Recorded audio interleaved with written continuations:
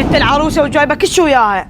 يابا هلا ولا مرحبا، اليوم شو اسوي بيك اليوم؟ وش ليش نزلت راسي بالقاع؟ وليش اليوم اقطع شي قطع؟ مش هاي الفلوس، مش هذا التليفون، علام وجلف كل شي ما جاب لي، لا ملابس لا ذهب لا تاو، كل شي ما جاب لي. والله بنيت مش هاي الفلوس احسن ما تظل فقر. يلا طق جوا. يلا طلع لي فلوس هول يابا، خلنا شو من يابا خليه يطير على الفقر، خليه يطير. جبت لك واحد كله تاو وتليفونات، واحد عراق اسمه ابراهيم راح يجي يتزوجني. اي عافيه بنتي، كلبي بي احكي وياه، اتصالات مخابرات، كلبي بي لا تعوفي. هول يابا هذا موت عليه، هم حلو همين عنده فلوس، خلنا نخبر عليه. ها ابراهيم؟ نعم، ها فاطمه ايش عندك؟ قولي ايش تريدين؟ شنو شريد؟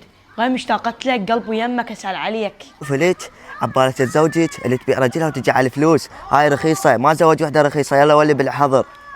ابراهيم لك انا اعرف ترجع على مودك، ثقيت بيك، بس ليش تعوفني؟ ليش تريد تعوفني؟ سامع على شيء انا مو حلوه؟ لك هذا حضرني، لك ابراهيم تريد نتزوجها؟ وانا ابراهيم حربك صقار النساء، دولي يلا ولي هاي بالحظر.